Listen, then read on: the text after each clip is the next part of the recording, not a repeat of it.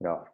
Entonces, al entramado de lo que nosotros conocemos como un entramado cerebro-psicología, cerebro-conducta, le vamos a denominar entonces a esto el concepto de factor. Entonces, desde aquí, digamos que teníamos un conjunto, digamos, de una perspectiva, un marco de trabajo, que es el marco de la perspectiva histórico-cultural, y esa perspectiva histórico-cultural se corresponde entonces con una forma de aproximación desde la psicología y desde la neuropsicología con ese paradigma histórico-cultural. Bien.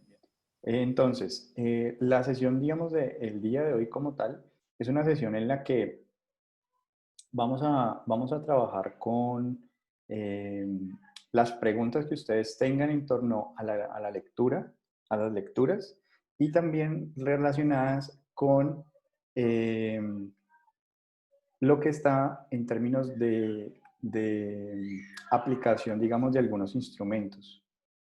Entonces, casi que podríamos nosotros tener en la cabeza que al momento de nosotros pensar sobre los sistemas funcionales, nosotros tendríamos que hablar entonces de pensar inmediatamente en un cerebro y que ese cerebro entonces tiene unas jerarquías de funcionamiento. Es decir, que opera bajo una ley jerárquica de organización de funciones, es decir, que lo superior regula lo inferior y que por lo tanto entonces nosotros podemos anticipar y predecir que cualquier conducta, cualquier motivo de consulta por el cual se presente una intervención por psicología, una evaluación por psicología, nos tiene que llevar a descartar necesariamente la participación de algunos de estos bloques funcionales. Entonces, en la lectura, digamos que nos hablaban de tres bloques funcionales, el bloque funcional 1, que está compuesto por el tallo cerebral y el del diencéfalo. Entonces, en el tallo cerebral encontrábamos todo lo que es la médula espinal, el puente, el mesencéfalo y el diencéfalo, con el tálamo principalmente. Pero entonces lo importante de esto es reconocer que nosotros al momento de hablar del primer bloque funcional, nosotros estaríamos pensando que este primer bloque funcional nos va a permitir básicamente regular dos aspectos del comportamiento en general. El primer aspecto que permite regular es el aspecto de las emociones, es decir, la regulación emocional, eh, que nosotros respondamos consecuentemente con un contexto en particular de acción, que cuando sea el momento de reírnos, pues nos podamos reír, y cuando sea el momento de llorar, podamos llorar, y que no tengamos trocada estas situaciones sociales con nuestras emociones, nos lo va a posibilitar este primer bloque funcional. Todo lo que tiene que ver entonces con la regulación emocional está garantizado por este primer bloque funcional y también está garantizado el nivel de alerta, es decir, el estado de vigilia. Por lo tanto, este primer bloque funcional va a regular todo lo que es la alimentación, todo lo que es el sueño y todo lo que es entonces el estado de conciencia. Es decir, necesitamos un estado de activación cortical para nosotros poder decir, en este momento, si yo tengo somnolencia, por ejemplo, y súbitamente me quedo dormido delante de ustedes, significa que hay debilidades para yo poder mantener mi nivel cortical, mi nivel de activación cortical. Por lo tanto, nos estaría indicando que el primer bloque funcional no está, está débil, no está funcionando adecuadamente. Bien, entonces, ¿por qué es importante para nosotros en términos de ser observadores como psicólogos educativos o psicólogos clínicos? Porque si tenemos un estilo de comportamiento, digamos, un poco más impulsivo, más activo, menos activo, en términos de tono cortical, en términos de movimiento, ¿vale? En términos de incluso la misma forma de hablar. Entonces hay personas que hablan muy lentamente, que están más lentificadas sus acciones, ¿vale? Eh, nos están indicando, nos están hablando acerca del funcionamiento de este primer bloque funcional, ¿vale? En ese sentido, nosotros podríamos pensar claramente que, mm, bueno, ¿tienen alguna inquietud? Hay que, Yo, profe, sí, dale. es que en ese primer bloque funcional usted decía que pues aquí se permite como regular dos aspectos. Mencionó uno la regulación de las emociones y el otro aspecto, ¿cuál era? Y el otro aspecto es el que está relacionado con el fondo de activación inespecífico, es decir, la activación cortical. El hecho de que tú puedas en estos momentos estar despierta en un estado de vigilia, que si aparece algún estímulo, tú puedas prestarle atención a ese estímulo, está garantizado porque tienes un tono cortical. Digamos, hay una actividad cortical inespecífica. No es muy clara todavía cómo se va a manifestar a nivel de la corteza. ¿A qué me refiero? Que cuando tú ves, por ejemplo, una figura geométrica como puede ser un rectángulo, por ejemplo, yo en este momento estoy viendo que tu nombre, como hablaste, está subrayado en amarillo. Aparece, digamos, un rectángulo en amarillo. Si pudiéramos mirar cómo se activan mis neuronas en la corteza occipital, mis neuronas estarían, para yo poder decir que ahí hay un rectángulo, ¿vale? Estaría la neurona A, la neurona B, la C y la D, casi que disparando y haciendo el ejercicio de un rectángulo. ¿Bien? Para que tenga esa forma y yo pueda procesarla y pueda decir, hay un rectángulo, necesito tener un tablero dispuesto, activo, para que cuando aparezca la forma, se dibuje la forma. Entonces, lo que me garantiza el tablero dispuesto, es decir, que mis neuronas estén listas para cuando se necesite, me lo va a garantizar este fondo de activación inespecífico. ¿Cómo se llama ese factor? Factor de activación inespecífico. Bien. Ese factor en particular nos lo va a garantizar entonces, ahorita que decíamos, nos garantiza la regulación de las emociones. Ese factor de regulación de emociones es el factor de regulación emocional o de fondo de activación emocional. Bien. Entonces, idea importante que el primer bloque funcional, si ustedes dicen, oye, o sea que esto lo compartimos con todos los mamíferos, desde los más simples hasta los más complejos. Todos tenemos un primer bloque funcional.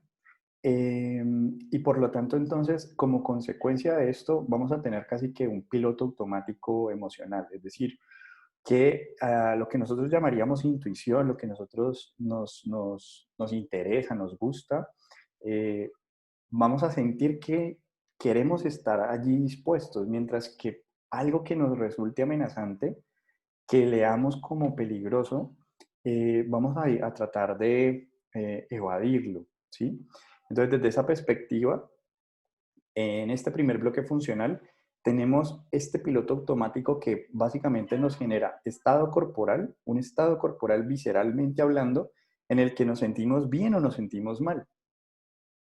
Y lo hace rápido, ahí no va a corteza todavía.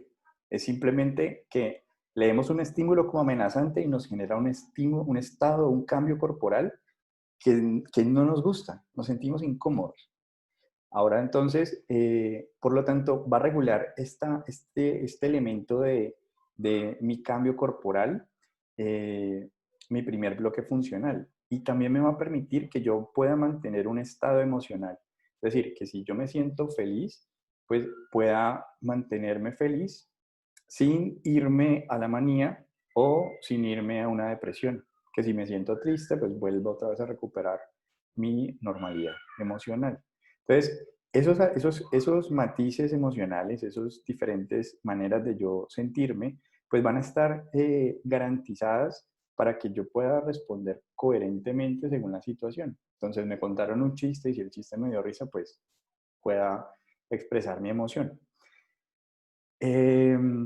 Porque si yo en este momento me empezara a reír súbitamente, ustedes dirían, ¿qué le pasa? ¿Cierto? Es raro.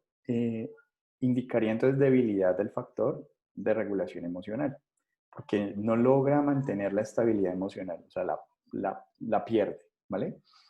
Entonces, me garantiza el control emocional y también me garantiza lo que diríamos un estado de alerta, ¿vale? Un estado en el cual tenemos todo nuestro cerebro, todas nuestras cortezas listas para la actividad, para procesar información y para tomar decisiones. Bien.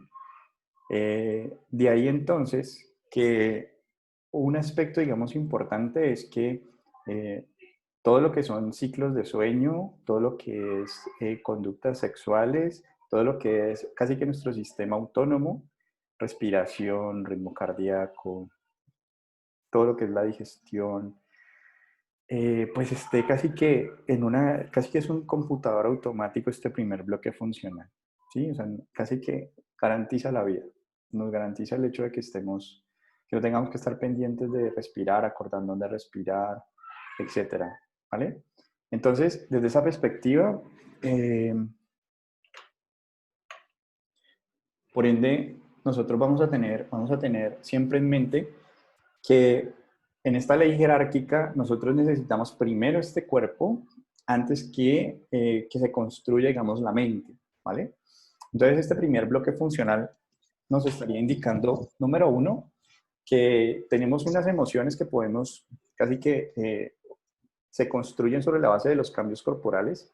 Entonces, este cambio corporal, una buena sensación, una mala sensación, eh, me lo da el primer bloque funcional y que esa sensación yo la pueda sostener en el tiempo, factor de regulación emocional.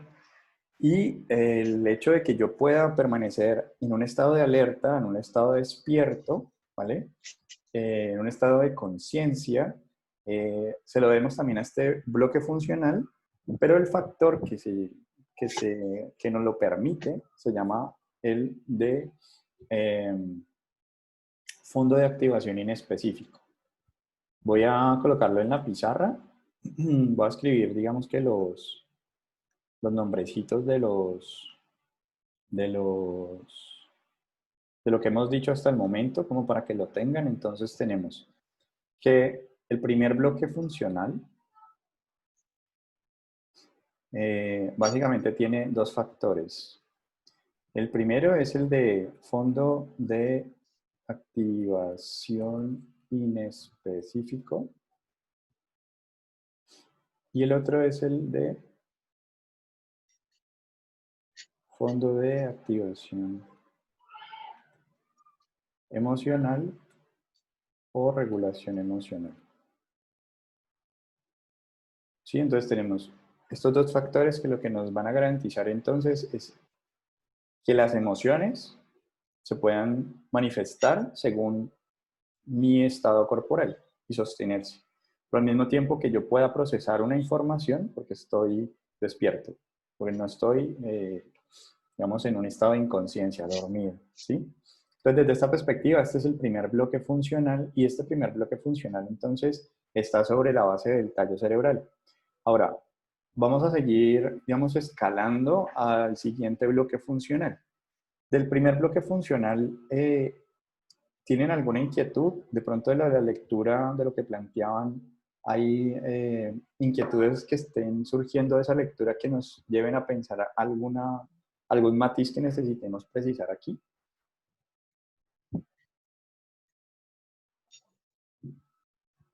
Para que entonces pasemos a segundo bloque funcional, tercer bloque funcional, eh, y casi que precisar, digamos que lo que son los factores neuropsicológicos y cómo estos factores neuropsicológicos nos ayudan a entender entonces, eh, listo, ya Natalia regresa, ya pudo. Entonces, desde esta perspectiva es importante que nosotros, casi que la pregunta lógica es, bueno, ¿qué fin, no? ¿Para qué yo estoy aprendiendo esto? O sea, yo lo voy a utilizar en algún momento como psicólogo y pues no vamos a enseñar algo que no necesitamos o que no vayamos a utilizar. Entonces, desde esta perspectiva, la respuesta sería un rotundo sí a de qué forma entonces nosotros lo vamos a utilizar, cómo lo vamos a utilizar. Nosotros, siempre que vayamos a hacer una exploración, una evaluación, nosotros tenemos que considerar que un mismo diagnóstico, que eso también digamos que va en la lectura, nos dice que desde el concepto histórico-cultural, no es que no nos importe el DSM, no es que no lo tengamos en cuenta el DSM, no quiero que se confunda eso. sino que lo que está diciendo el histórico cultural es que hay personas que pueden tener un mismo diagnóstico, ¿sí? Pero que la causa por la que se tiene ese diagnóstico es muy diferente. Y por lo tanto, entonces, entender que no es lo mismo una dislexia que tiene una causa en el primer bloque funcional a una dislexia que tiene una causa en un segundo bloque o en un tercer bloque funcional. Entonces, de esa misma manera, nosotros vamos a entender que una persona, cuando se le coloca un diagnóstico, esta persona sabe, casi que el diagnóstico lo que describe es el conjunto de síntomas. ¿Sí? Por lo tanto, esta persona sabe cuáles son sus síntomas, o sea, sabe que no puede leer correctamente, que no puede comprender. Entonces, no tiene sentido que luego de una evaluación yo termine colocando un diagnóstico de dislexia, porque la persona entonces va a decir, bueno, pero pues yo ya lo sabía, yo ya sabía que tenía, o sea, se confirmó lo que yo ya sabía, pero ¿por qué lo tengo? Es la razón por la cual estamos revisando los factores neuropsicológicos. Entender entonces las posibles causas ligadas al concepto de eh, una patología particular. Entonces nos interesa más que nada es la persona, no tanto el diagnóstico. Vemos que el diagnóstico es casi que como si nos estorbara un poco.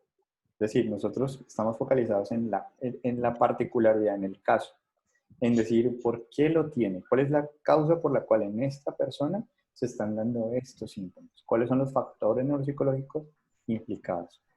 ¿Tienen alguna inquietud hasta el momento? Profe, yo, Dale, Sebastián. entonces, o sea, lo que pasa es que, bueno, tengo entendido, la lectura en primera instancia pues hace referencia a que uno trabaja básicamente desde la parte escolar primaria, ¿no? Porque pues es donde más se van a presentar estos casos y hace precisamente un énfasis en lo que tiene que ver pues con los primeros pasos que tienen los niños en cuanto a al aprendizaje y en cuanto a la educación.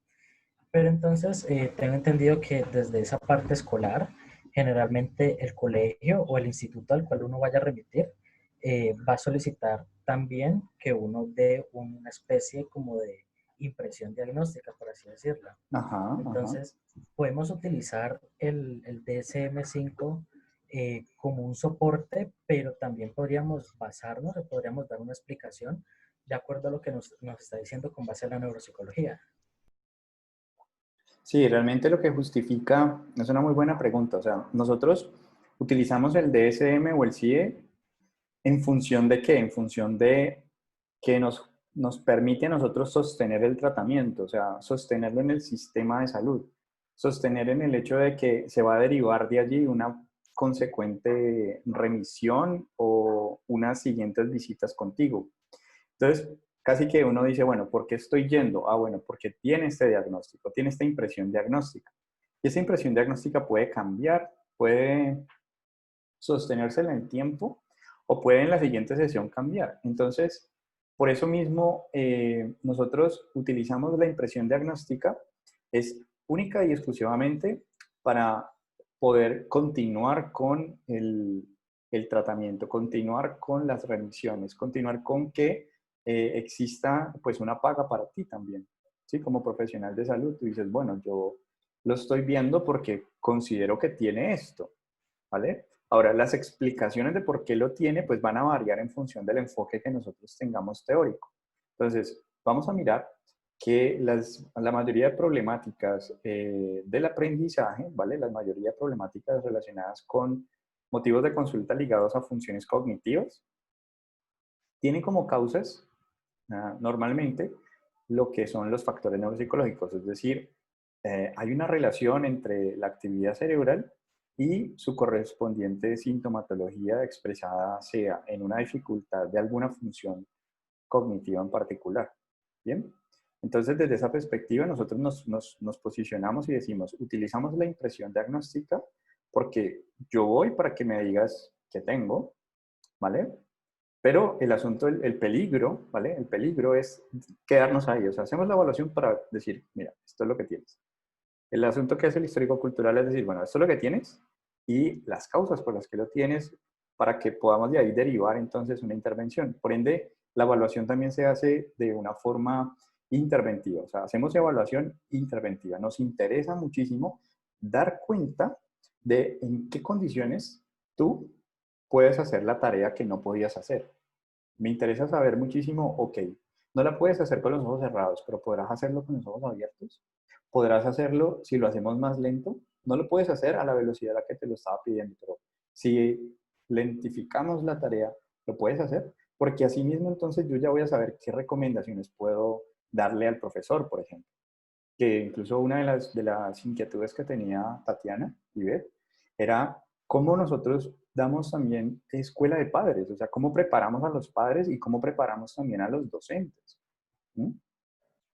Entonces, desde esa perspectiva, es supremamente útil que nosotros vayamos descubriendo en el mismo proceso de evaluación cuáles son esas recomendaciones que van a mejorar y van a garantizar el éxito en la tarea.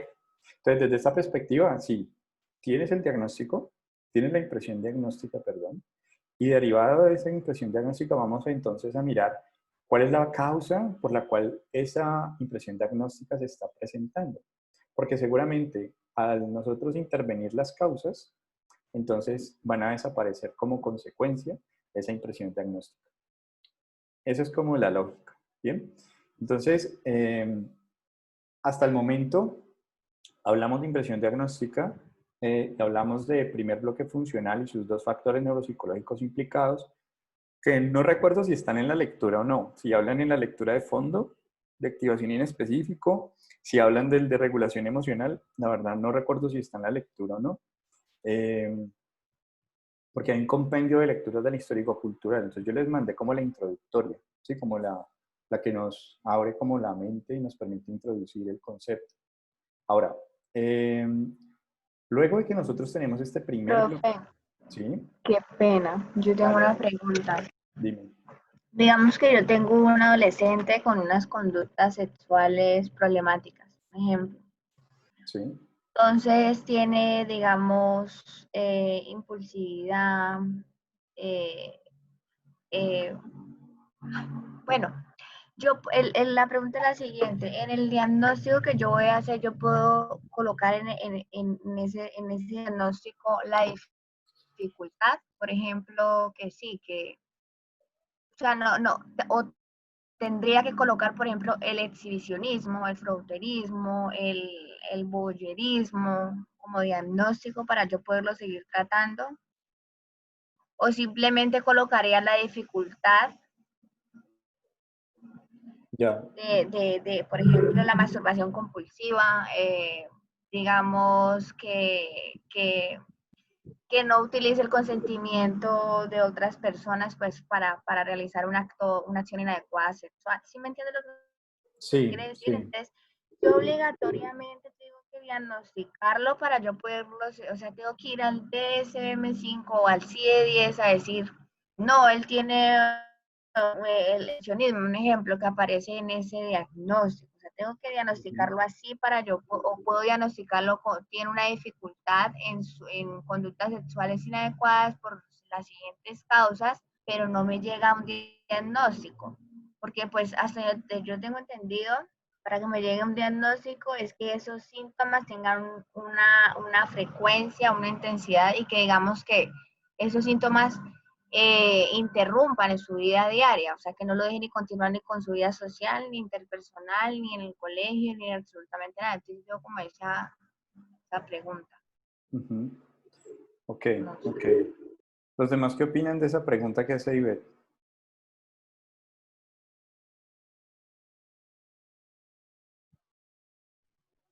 Pues yo creería que es que es muy complicado, es un poco confuso, pero digamos que desde lo que desde lo que usted nos ha dicho, debería de haber pues un criterio, no, más bien debería haber como es una impresión diagnóstica sustentada en algún manual que esté pues avalado para uno poder decir, listo, doy continuidad y puedo seguir con esto, mirar qué es lo que pasa.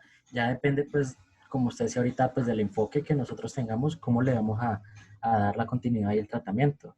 Pero creo que es necesario, sí. Ok, ok. Digamos que el marco de trabajo, ¿vale? El marco de trabajo siempre es, no sé si Luis Esteban iba a hablar.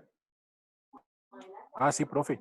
No, Dale. pues también, de acuerdo, pues habría primero que determinar si realmente pues ese factor que está produciendo eso en el adolescente es de origen biológico, psicológico, Ajá. porque pueden haber muchas causas. Para llegar a ese diagnóstico, pues habría que indagar bien y determinar por qué esa conducta de este adolescente. Desde la educación, pues mirar a ver, y muchas veces varios de los trastornos de ese origen se pueden desarrollar por la época escolar, por el bullying, por las amistades, por los pares.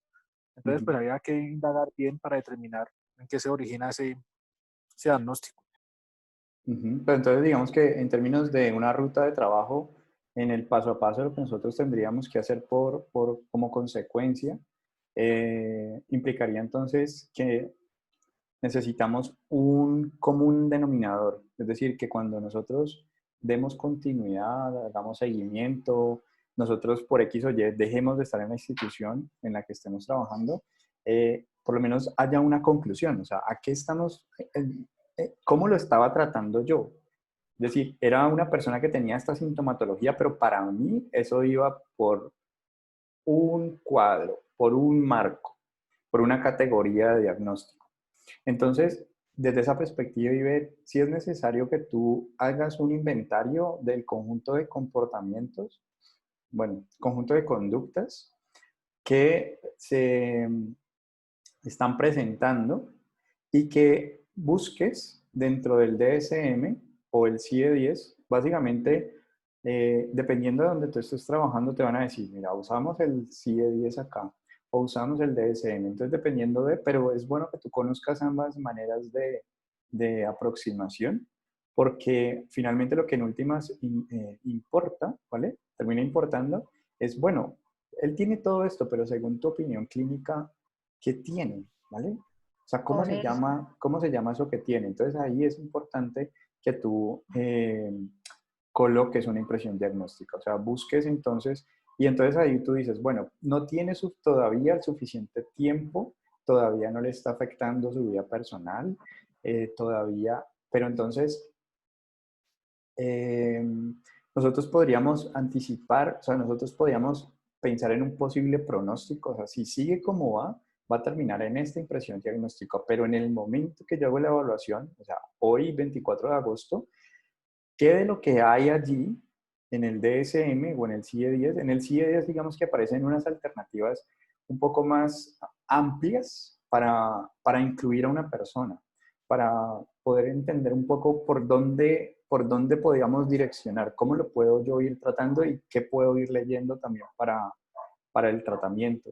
Porque al principio que tú empezabas a hablar, te decía, bueno, entonces, si el asunto es un asunto de regulación, un asunto de impulsividad, entonces la exploración del lenguaje y la exploración de las funciones ejecutivas, pues se hacen, digamos, altamente necesarios, pero también importante saber si a nivel hormonal, a nivel biológico, pues todo se encuentra en orden, porque muchas veces el aumento o la disminución hormonal, sea un incremento de testosterona, puede derivar en un mayor deseo sexual. Y entonces el asunto se convierte en, se puede manejar con dietas, se puede manejar, ¿de qué manera se puede manejar para disminuir un poco la carga hormonal? Bien, entonces, sí. ¿Crees que si hablamos desde la sexualidad no es del placer, sino desde unas necesidades psicológicas? Entonces, ¿qué ahí va? Es que yo tengo una confusión muy horrible con ese tema. Dale. Si estamos hablando de parte hormonal, bueno, no lo hablemos desde el placer y desde la procreación, no. Hablemoslo, digamos que de las necesidades psicológicas, carencias afectivas, cuadros afectivos. Entonces, un ejemplo, que tenga conductas promiscuas un adolescente por tener refuerzos positivos en cuanto con sus amigos de pares en la adolescencia, o para, digamos, porque tiene carencias afectivas en su casa, problemas en su entorno, y que digamos que la única, o él piensa que es una expresión de amor, es tener ese tipo de conducta. Antes digo, bueno, pero promiscuidad, digamos que es un tipo de dificultad, y bueno, es una conducta que no es, pero no la puedo diagnosticar. Es como la diagnostico, si me pongo a verla, desde las carencias, cuadros afectivos, o desde la sexualidad como tal, o porque si lo diagnostico mal, pues también me puedo tirar al paciente. O sea, esa es como la pregunta. Uh -huh. Sí. desde no sexualidades del placer, sino desde esas necesidades psicológicas, desde esos problemas. Entonces, Ujú. ahí, Pero mira ahí para dónde va el diagnóstico. claro, porque dentro del CIE-10, digamos, existe también unas aproximaciones donde nosotros hipotetizamos que la causa por la cual se está presentando la situación, la patología, ¿bien? Es decir, el funcionamiento normal, no lo pensemos como en patología propiamente de salud mental, pero el asunto es que existe una causa que puede estar a nivel sociofamiliar. Es decir, yo creo que ahí es donde está, digamos, que la necesidad psicológica y por la cual se está presentando. ¿Bien? Es decir, el paciente tiene esta característica eh, que lo que buscamos es una descripción. O sea, no, casi que uno dice, hay que buscar una buena aproximación, casi que le cuadre lo mejor posible. O sea, no pensar como vamos a forzar que el paciente cuadre, digamos, en el diagnóstico, sino buscar que el diagnóstico describa muy bien la situación por la que se encuentra el paciente. Entonces, dentro del CIE-10 hay algunas situaciones de salud que no necesariamente son, por ejemplo, muy generales, del tipo problemas relacionados con el funcionamiento familiar. Y ahí es donde tú dices, por aquí voy a estar porque no es, digamos que, un problema sexual, es más un asunto familiar. Y esa es, digamos que, tu apuesta, ¿vale? Que te equivoques, que no te equivoques. Realmente, pues el curso como tal no es un curso, digamos, de diagnóstico, o sea, no es un curso pensado como psicopatología, ¿bien? O sea, digamos que No, eh, sí, claro, dijeron que la es que eran las dos. intencionalidad, claro, pero es importante porque finalmente este es un curso que está pensado para acompañar también la práctica. Es decir, si tú tienes un paciente en este momento que tiene esas características y tú dices, bueno, eh, no sé por dónde irme, ¿vale? En el diagnóstico, lo importante es qué tanta información tienes dentro de la historia clínica de este paciente que te permite tener algunas pruebas psicológicas, o sea, evidencias, datos que están en su historia, que te permiten ubicarlo en una de las categorías. Sea, así sea lo más general, o sea, es preferible que tú, si tienes dudas, perdón, respecto a un diagnóstico, que no pongas ese diagnóstico, que tú no te termina de convencer, porque es preferible que busques uno más general con el cual tú sí estás convencida. O sea, tú dices, bueno, estoy dentro de problemáticas familiares. Todavía no sé muy bien cuál, pero estoy ahí, ¿vale? Es mejor empezar por ahí, empezar primera sesión y esto es lo general que creo. A medida que voy recolectando más datos y conociendo mejor a mi paciente, entonces me puedo ir aproximando más al diagnóstico. Es muy, muy similar a la aproximación de un microscopio. Así que la primera sesión es como si miraras el panorama general y dijeras, listo, tengo un árbol y ahorita voy a mirarlo un poco más de cerca para ver la calidad, digamos, de ese árbol, hojas, porque finalmente, como tú dices, un mal diagnóstico es casi que tirarte el paciente. Porque en últimas él puede venir creyendo que tiene ese diagnóstico y luego encontrarse otro profesional que le dice, no, eso no es, ¿vale? Ok, gracias, profe.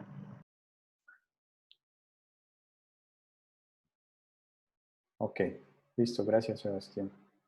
Entonces, ¿qué es lo importante que vamos a considerar, chicos? Aquí entonces, en términos de nuestras aproximaciones. Las impresiones diagnósticas lo único que nos ayudan es a fijar un curso, ¿vale? Fijar un curso. Como si tuviéramos una brújula, unas coordenadas. Entonces, los síntomas son singulares al sujeto, particulares al sujeto. Son lo que nos dice su manera de sufrir. O sea, consulto por esto es lo que me pasa, ¿vale? Y por lo tanto eso nos fija, digamos que un rumbo, como si tuviéramos una brújula y pudiéramos decir, bueno, vamos a dirigirnos hacia un territorio u otro. Los territorios, digamos, ya han sido recorridos, digamos, no es la primera vez que uno va a un barrio particular, como el refugio, digamos, Santiago de Cali, refugio, tal. No es la primera vez que vamos ahí. Entonces, utilizamos las descripciones de otros sobre ese barrio. Entonces uno dice, bueno, estas características de este sujeto parece que son como el barrio del refugio, ¿vale? Pero si no cuadran, si yo no estoy muy seguro, es preferible buscar entonces no refugio, así con nombre propio, sino que entonces barrios al sur de Cali, no sé. Y eso digamos que nos permite mayor tranquilidad, ¿sí? Listo, Luis. Entonces, nosotros al momento de pensar en términos de psicólogos educativos, psicólogos que vamos a desempeñarnos, digamos, en estos contextos, ¿qué vamos nosotros a encontrar? No necesariamente nosotros nos vamos a ubicar, entonces solo vamos a diagnosticar o a dar impresiones diagnósticas ligadas a problemas de aprendizaje, porque nosotros también tenemos otra, pues la formación como psicólogos clínicos. Es decir, que nosotros también podemos tener una impresión diagnóstica de que ahí pasa algo más que una dislexia, ¿bien? Que además de una dislexia puede existir casi que concomitantemente, es decir, al mismo tiempo, una situación, digamos, de salud mental, una ansiedad, una depresión, y entonces ahí la pregunta es, ¿será que la depresión se desarrolló por la imposibilidad de leer? Es decir, primero fue la dislexia y luego como consecuencia entonces el paciente se deprimió, o la depresión lo que hace es casi que enlentecer los procesamientos cognitivos del paciente y se genera entonces, ¿cuál es la relación? Esa es, digamos, que nuestra tarea y nos toca siempre cuáles son las evidencias que tenemos para nosotros poder concluir. Entonces, vamos a mirar los otros factores neuropsicológicos también como para que al momento nosotros de aproximarnos a la evaluación, pues podamos saber si la situación por la que se está presentando algún error en el comportamiento, porque digamos que no es un comportamiento normal, ¿vale? Se asocie, se deba a una causa orgánica como puede ser el funcionamiento de un factor neuropsicológico. ¿Listo? Entonces, aquí es importante que si nosotros sospechamos, también ese es otro elemento, si sospechamos que hay, por ejemplo, Tatiana, si tiene este paciente, leer muchísimo sobre problemáticas de orden sexual y sobre todo en población joven, población adolescente.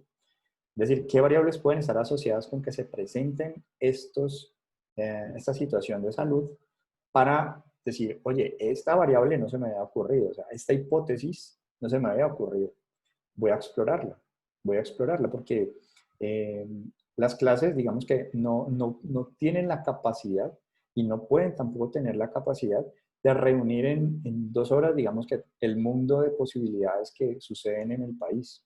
Porque ser psicólogo en Colombia, pues es otro nivel, o sea, es muy complejo. Entonces, vamos a mirar el factor neuropsicológico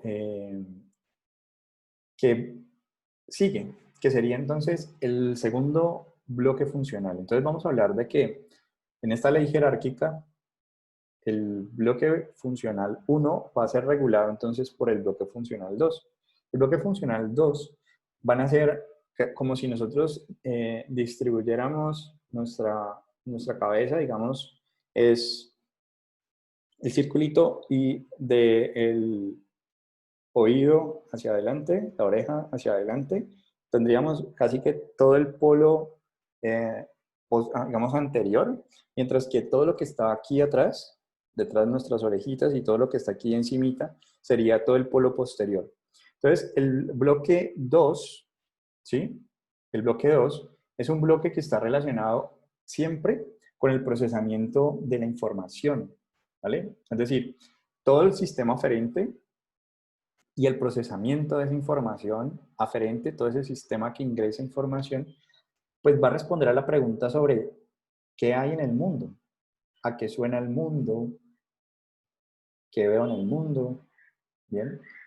¿Qué forma tiene el mundo? ¿Sí? Entonces, vamos a mirar que el bloque funcional 2 procesa toda la información sensorial, pura información sensorial. Entonces, desde esa perspectiva, la información sensorial pues va a estar ubicada entonces en factores neuropsicológicos. Entonces, ¿qué factores neuropsicológicos son los que vamos a incluir, digamos, en esta exploración? Vamos a incluir nosotros somos especie visual por excelencia, ¿vale? Como somos una especie visual por excelencia, entonces vamos a hablar primero de este factor visual, ¿listo? ¿Cómo procesamos la información visual? ¿Cómo sabemos qué es lo que tenemos delante? ¿Cómo saben ustedes que el rostro que están viendo es el de Alejandro, el profesor, y no es su rostro? ¿Cómo hacen esas diferenciaciones? Y así para todo, que la letra A es diferente de la B y así sucesivamente. Todo lo que es modalidad visual, ¿cómo la procesamos? Entonces, aquí vamos a hablar de que la ubicación es el lóbulo occipital, corteza visual por excelencia. Esa corteza visual por excelencia, que sería casi que lo que tenemos acá atrás, ¿cierto? Tiene, como nosotros sabemos, nuestro hemisferio izquierdo y hemisferio derecho. Entonces, en el hemisferio izquierdo, ¿vale? Todo lo que tiene que ver con el análisis de la información, ¿vale? Mientras que el hemisferio derecho tiene que ver con todo lo que es la síntesis de la información. Este separa la información y este la integra. Asimismo, entonces, nosotros vamos a tener un factor de percepción para el izquierdo y otro para el derecho. Entonces, ¿cómo se llama ese factor?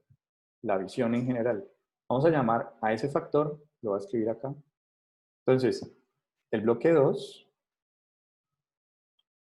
vamos a hablar entonces que en los occipitales, ¿vale?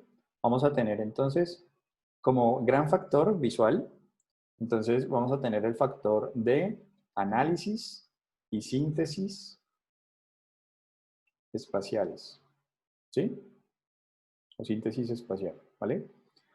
Es decir, que vemos gracias a este factor, análisis y síntesis espaciales. Pero, como les hacía el matiz, tenemos una subdivisión de este factor, este gran factor. Entonces, este gran factor en el hemisferio izquierdo, ¿vale?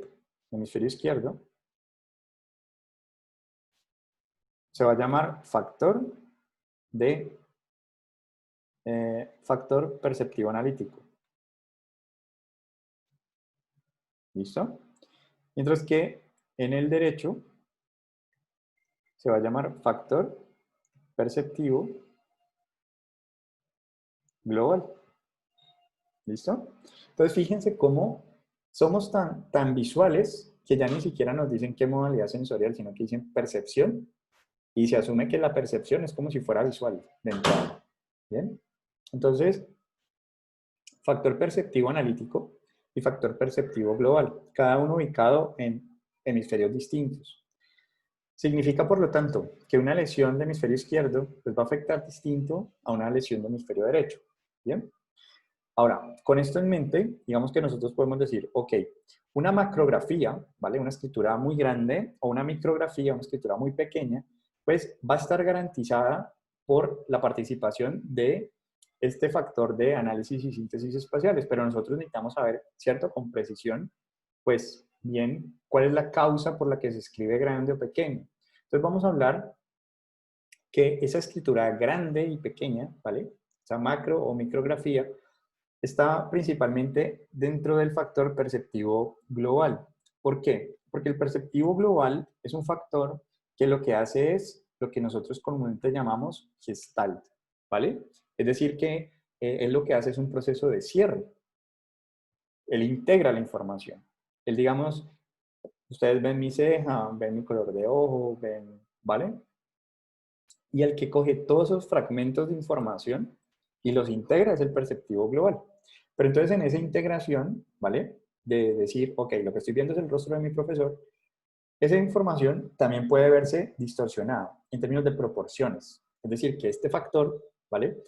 Tiene que ver con la proporción de la imagen. Por lo tanto, yo puedo ver algo muy grande de lo que en realidad es o muy pequeño de lo que en realidad es, tomando siempre como ejemplo un modelo, ¿vale?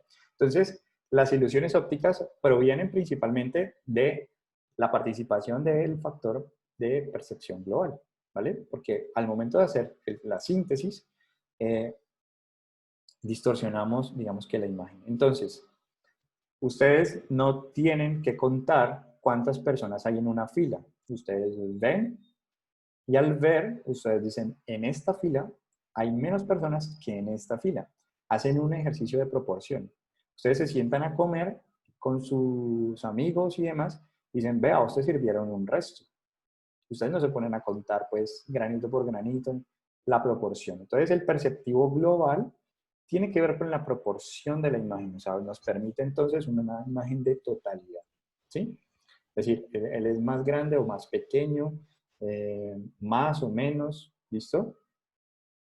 Ese tiene que ver entonces con factor perceptivo global gestalt, ¿listo? Ahora, el que separa la información, el que procesa el detalle de la información, es el perceptivo analítico. Entonces, el factor perceptivo analítico se encarga principalmente de que ustedes, por ejemplo, puedan saber de qué color son mis ojos, puedan saber si mis gafas están torcidas o no, puedan casi que mirar lo que tiene que ver con la espacialidad, la metría y el detalle, ¿sí? Entonces, cuando nosotros sabemos que una letra, digamos que la bolita y el palito está así, es una letra diferente a si el palito está así, o si está aquí, o si está aquí. Ese tipo de procesamiento es perceptivo analítico. Información espacial de detalle y de metría. Contar, separar, ¿vale? ¿Está alineado, no está alineado? Entonces, lo interesante de este factor perceptivo analítico es que se relaciona con el lenguaje.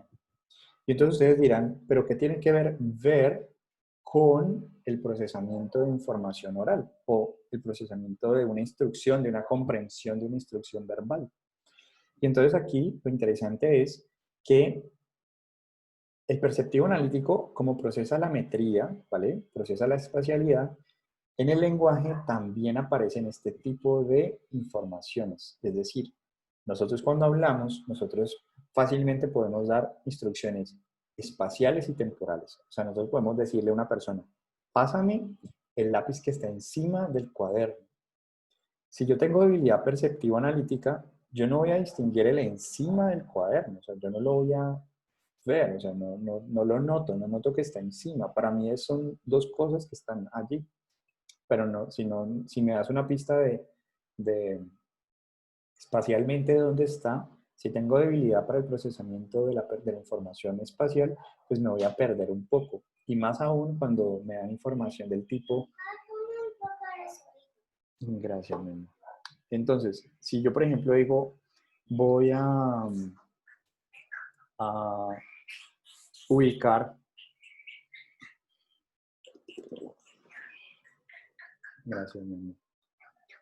Voy a ubicar, por ejemplo, que antes de pasarme las llaves del carro, pásame la billetera.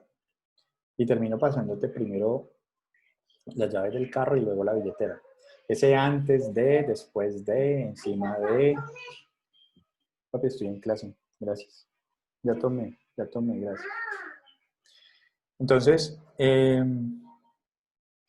si nosotros pensamos así, nosotros podemos entender que un niño que tenga, por ejemplo, que se comporta o se describiría como un niño oposicionista desafiante, o sea, esos niños que uno les da una instrucción y dicen, no quiero, no se me da la gana, no la voy a hacer, etc. Habría que preguntarnos si es un no puedo hacerlo o más bien no quiero hacerlo. ¿Por qué? Porque muy fácilmente, normalmente son los niños que no pueden hacerlo, es más fácil decirle al otro no quiero que reconocer que no puedo. Entonces, desde esa perspectiva, un profesor que se la pasa dando instrucciones del tipo, lee la segunda línea a la izquierda de la imagen. Si tengo habilidad perceptiva analítica, te voy a decir no quiero. ¿Sí? Es más sencillo de decir no quiero a no puedo. Por lo tanto, el perceptivo analítico pues, se relaciona mucho con esta idea de la comprensión, digamos, del lenguaje, ¿vale? ¿Por qué? Porque trabaja, como les mencionaba, instrucciones tanto de antes, encima, después de, abajo de, derecha de, etcétera, etcétera, etcétera. Y todo esto se garantiza porque puedo ver esa diferencia, puedo notarla, que está a la izquierda de o a la derecha de. Por ende, procesar información espacial, mira, te voy a guiar. te paso a mi papá que te va a decir cómo llegar a la casa, mira, cuando llegue, voltea a la derecha, a la izquierda. Ese tipo de cosas se garantizan por el perceptivo analítico. O sea, yo tengo que notar que es la izquierda y que es la derecha, ¿vale? Todo ese tipo de cosas suceden gracias al perceptivo analítico. Entonces, esa información perceptiva analítica se puede trabajar. O sea, yo, igual que un músculo, o sea, no necesariamente es porque no pueda y no puedo de por vida, no. Se puede mejorar, se puede trabajar. De ahí que se pueda entonces hacer intervención. Por lo tanto, el perceptivo analítico procesa esta información, ¿vale?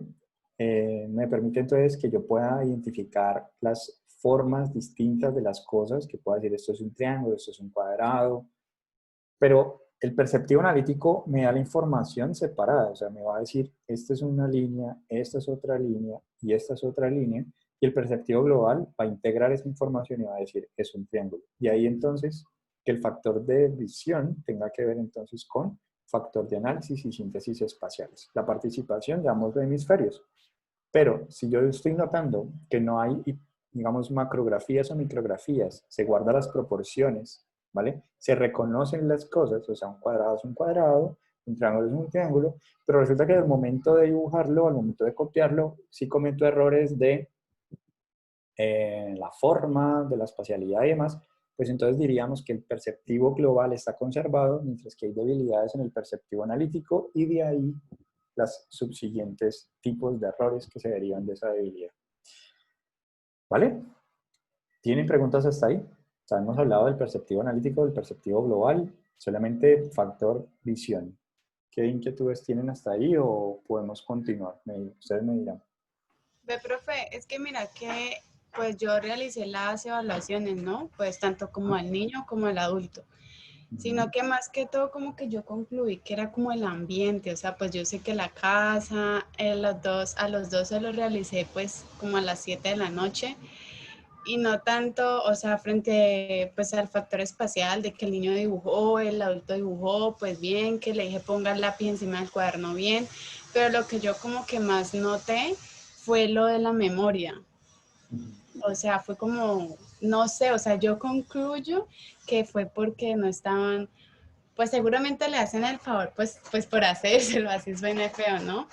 Pero, pero es como, pues no sé si tenga algo que ver ahí, uno ahí que analiza o uno que concluye ahí, o sea, si es por el espacio, si es por el momento, por la hora, o porque los dos fallaron en eso, o sea, lo de las palabras, no sé si pues se acuerda, que me repites por favor las palabras que te acabo de nombrar, algo así, ninguno de los dos lo supo, o sea, supo responder. Ok.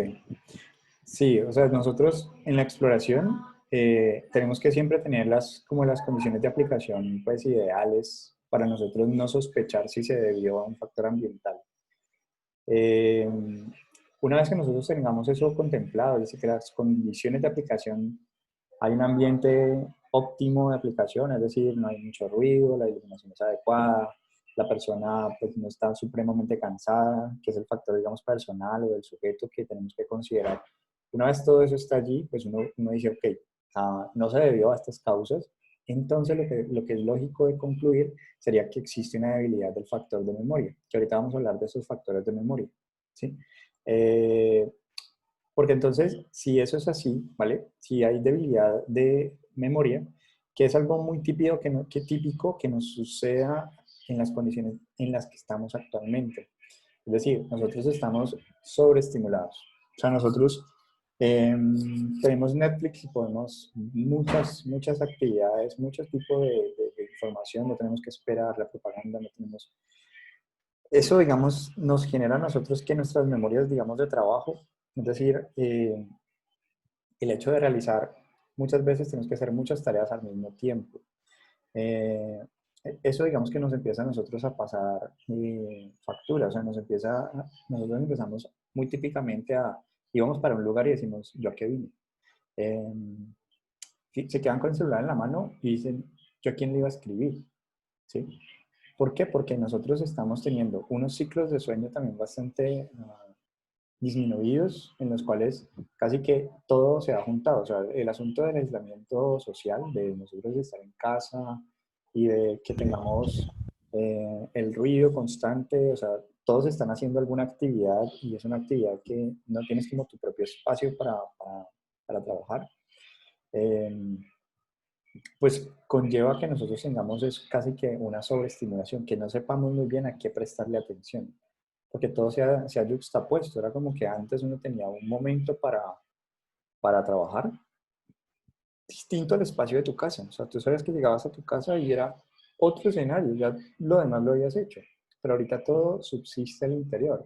Se realizan actividades universitarias, también colegios, jardines, trabajo, ¿bien? Entonces, todo el tiempo vamos a estar casi que bombardeados por diferentes formas y mantener entonces un schedule como un horario donde tenemos tareas por días y demás, pues nos va a derivar entonces en un cansancio mental mucho mayor, o sea, un desgaste mental mucho mayor. Entonces, muy seguramente las personas que evaluemos van a tener serias dificultades de memoria. Eh, porque están muy sobreestimuladas. Entonces, cuando se trata de prestarle atención, coger de toda esa estimulación un estímulo y focalizarse, que es en lo que consiste la tarea, eh, vamos a fallar.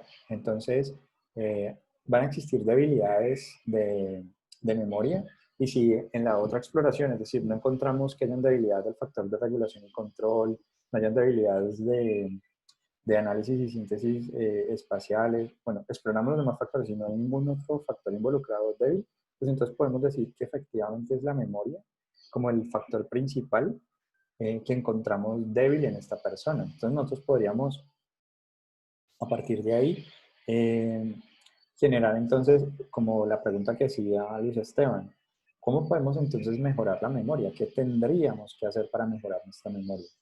Porque así como hay campeonatos de memoria, donde las personas hacen cosas que los otros seres humanos no lo hacen, pero es básicamente un asunto de entrenamiento de la memoria, eh, nosotros podemos empezar a trabajar sobre la memoria. Aquí al respecto hay dos enfoques. Enfoques que dicen, si la persona tiene problemas de lectura, entonces lo ponemos a leer. Es decir, problema, intervención sobre el problema.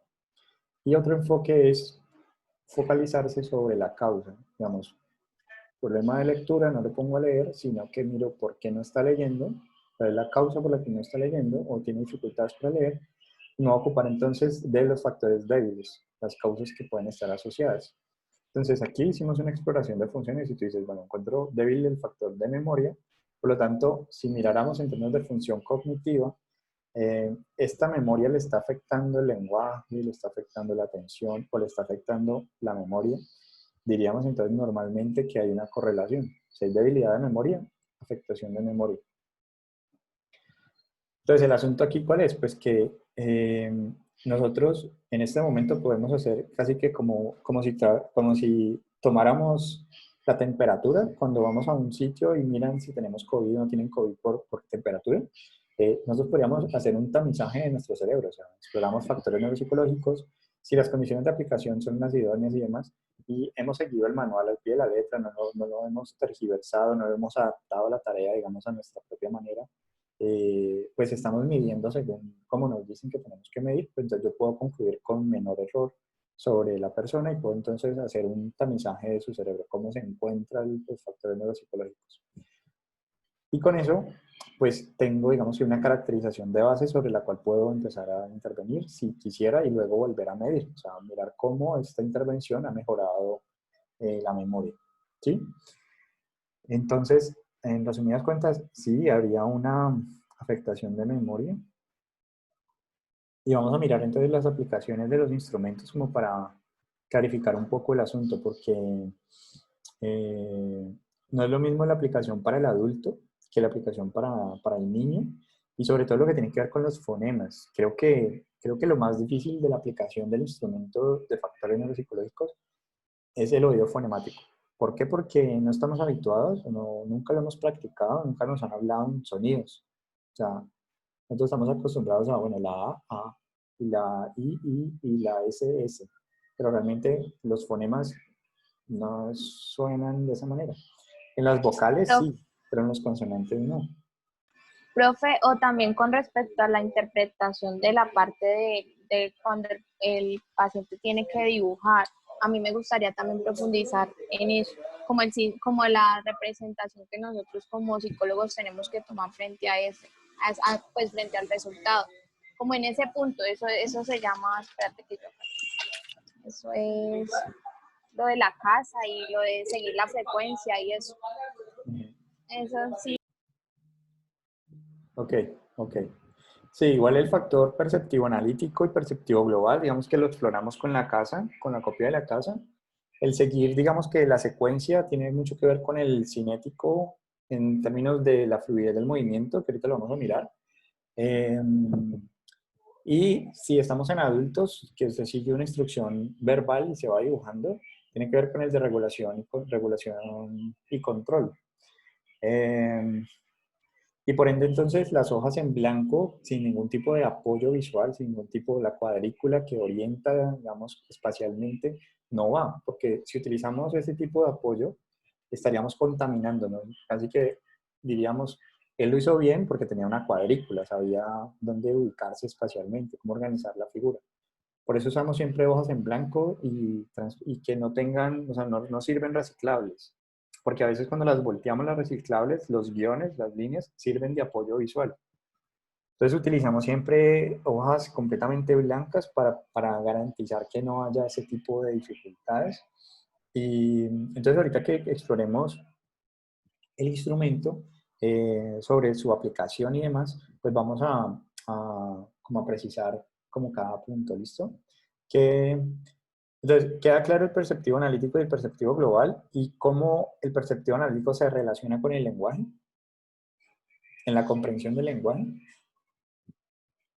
Y por qué entonces un niño posicionista desafiante deberíamos explorar perceptivo analítico y lenguaje antes que otra cosa. O sea, comprensión del lenguaje, perceptivo analítico para identificar las instrucciones espaciales y temporales que se le dan.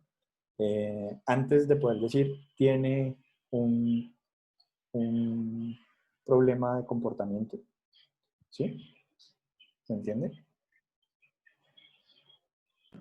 Sí, señor. Sí, señor. Ah, tan linda, gracias. Sí, Bueno, profe. entonces, ahorita que Sí, sigue. profe. Listo. Vale. ¿Para qué sigue entonces? Vamos a mirar entonces el factor. Ya miramos visión, ahorita vamos a mirar audición.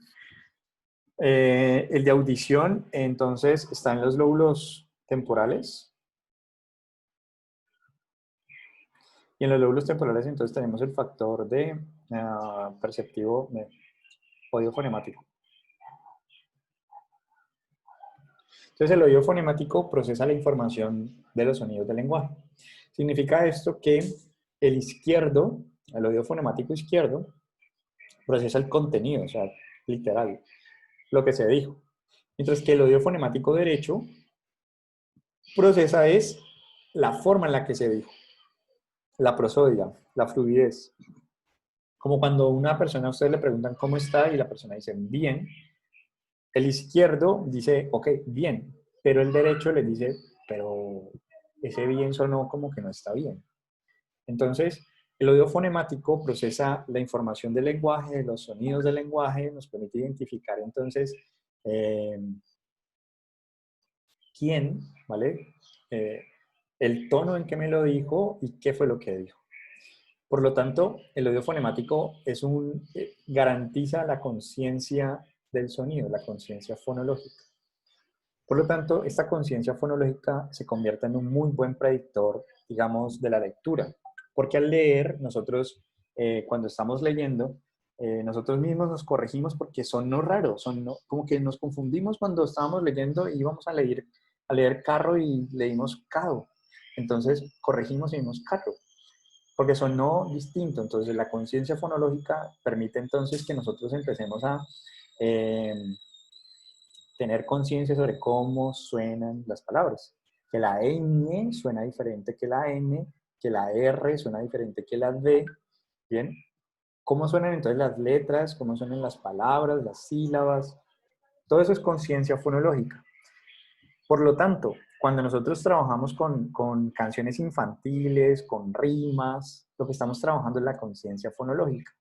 Cómo suenan Entonces, ¿qué rima con tarro? Entonces, no, que carro, que barro, ¿vale? Entonces, todo esto lo que está contribuyendo es a mejorar la conciencia fonológica, que la garantiza el oído fonemático. ¿Bien? Entonces, desde esta perspectiva, este procesamiento de información audioverbal garantizada por el oído fonemático, pues nos está entonces indicando que donde participe la modalidad audioverbal, va a estar implicado directamente el oído fonemático. Cuando hablamos, cuando leemos en voz alta, incluso la lectura silenciosa, también nosotros tenemos conciencia, o sea, nosotros no tenemos que leer en voz alta para saber cómo suenan las cosas, ¿sí? O sea, nosotros, bueno, algunos necesitan hablarse para decir, ¿es con Z o es con C o es con, tiene tilde, no tiene tilde? Lo dicen en voz alta, ¿vale? Listo. Pero de fondo no es necesario, o sea, no es un criterio pues de que tenga que hablarse en voz alta para que haya conciencia fonológica. La conciencia fonológica, como decíamos en la sesión de hace 15 días, tiene muchas relaciones con el hecho de que como el desarrollo se da de afuera hacia adentro, entonces nosotros normalmente empezamos en la interacción con el otro y luego empezamos a interiorizar esos sonidos. Con esos sonidos monitoreamos nuestro comportamiento verbal. Entonces decimos, ok, listo. Entendemos entonces que este oído fonológico, fonemático, habla de estos sonidos y por lo tanto va a participar donde haya componente audioverbal. No lo vamos a ver tanto en procesamiento visual, porque pues uno no procesa visualmente con información auditiva, y pues tampoco lo vamos a ver muy involucrado en tareas motoras, ¿cierto? El perceptivo analítico, en contraparte, va a estar involucrado, o lo vamos a ver involucrado siempre en tareas visuales y no tanto en tareas audioverbales. Podemos verlo implicado en tareas motoras, ¿sí? Entonces, con el oído fonemático, ¿qué es lo que hay que tener en cuenta? Y es ahí cuando vamos a ir a la prueba, ¿vale? Para mirar cómo suenan los diferentes sonidos del lenguaje y cómo es que tenemos que hacer la exploración de estos sonidos del lenguaje. Voy a tener exclusivamente en los sonidos de las letras, pares de letras, que tienen un punto y modo de articulación similar. ¿Por qué me voy a detener en ellas? Porque necesitamos practicarlo. O sea, si queremos hacer una evaluación adecuada, necesitamos hacer los sonidos del lenguaje adecuados. Entonces, voy a colocar aquí, y me dicen ustedes si ven lo que les voy a compartir, y si no para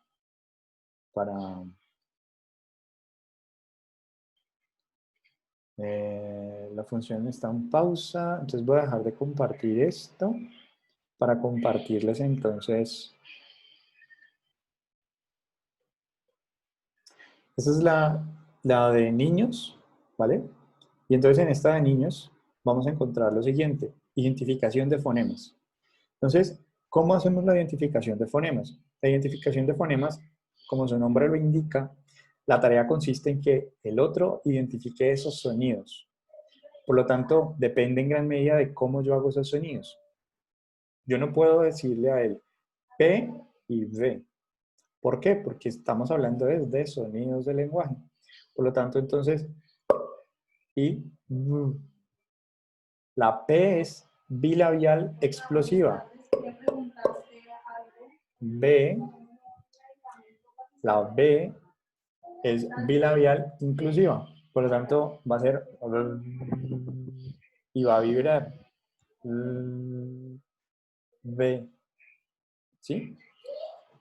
¿Qué significa esto? Que nosotros al momento de la exploración, ¿vale? Al momento de la exploración, nosotros vamos a decirle, mira, dependiendo como ustedes hayan hecho el nexo emocional con el niño, si ustedes tienen niños que son súper impulsivos, a esos niños les gusta mucho moverse, les gusta mucho botar energía, por lo tanto, levantar la mano me vuelve como un poco aburrido, o sea, me recuerda un poco como en clase, ¿vale?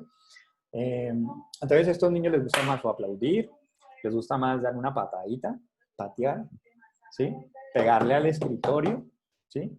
Entonces, ustedes, según cómo lo hayan leído emocionalmente el niño y el nexo que tengan, ustedes le pueden decir al niño, si es un niño que siguen, levantar la mano, no hay problema, pero si lo quieren cambiar, lo pueden cambiar a dar un golpe, dar una patada, aplaudir, ¿vale? este es el código para decir identifique el sonido. Entonces, cuando identifiques el siguiente sonido, das un golpe, ¿listo? Con eso, entonces nosotros le estamos diciendo al niño, cada que escuches este sonido, vas a dar un golpe. Pero entonces, fíjense que yo aquí les estoy mostrando los labios. Si yo les estoy mostrando los labios, yo ya no estoy exigiendo al oído fonemático. O sea, yo ya no le estoy diciendo procesa con la información audioverbal. Estoy casi que dando más pistas. Le estoy diciendo, mira además cómo lo hago. Entonces, para una buena aplicación necesito entonces cubrir los labios. Es decir, que no se vea cómo se produce ese sonido. Es una interrogante. No sé cómo se produce ese sonido porque no me lo están mostrando. Como no me lo están mostrando, voy a hacer ruta fonológica. Pura conciencia fonológica. Voy a estar así súper atento a cómo es que suena. Muy similar a cuando estamos en tareas de inglés, que ustedes dicen, ¿cómo se pronuncia? ¿Sí? A ver, y lo pongo, y lo pongo, y lo pongo, y yo lo hago, y sonó igual, sonó diferente, y estoy en esa tarea, lo mismo. Entonces, para la aplicación adecuada, yo tengo que cubrirme. ¿Ok? Me cubro mis labios, no del tipo para que no se pueda escuchar bien, simplemente es un obstáculo entre la ruta visual para que él no vea cómo se hace. Basta con que yo ponga mi hoja de aplicación delante, cúbreme, me cubro y listo, ¿vale? Entonces, los sonidos del lenguaje tienen estas características de, miren que aquí no hay ninguna vocal, porque las vocales son transparentes, o sea, A suena igual, A. ¿Listo? Mientras que las consonantes sí requieren puntos de articulación, puntos y modos de articulación particulares. Por eso, si ustedes vocalizan bien, si ustedes, por ejemplo, le dictan a un niño vaca, diferente a vaca, se va a diferenciar de cómo es con V y cómo es con V grande. ¿Sí? Entonces, los sonidos que vamos a practicar son I, Z. Lo estoy mostrando porque me interesa que ustedes sepan cómo se hace. Si estuviera evaluando, estaría cubierto, pero me interesa que ustedes vean cómo se hace. Ver, por lo tanto, es con V. Si yo digo ver, entonces sería con V grande. Y la V, entonces implicaría poner en punta los labios y que vibre. El parcial me gustaría hacerlo así. A ver, Tatiana, muéstreme cómo se hace. Y así sucesivamente muéstreme cómo se hace, pero realmente el tiempo no creo que nos vaya a dar para hacerlo de esa manera. Entonces, yo creo que les voy a pedir es que se graben, ¿sí? Que se graben y yo luego veo el video. Pero practiquen, practiquen, practiquen cómo suena cada sonido. Entonces, ¿cómo se haría la evaluación? Nosotros vamos a hacerlo por pares de sonidos. Es decir, sería el primer par de sonidos. Si el niño ahí da un golpe, significa que no identificó el sonido. Un error, entonces yo voy a hacerle un circulito. ¿Sí? Un circulito. Luego voy a seguir por el siguiente par.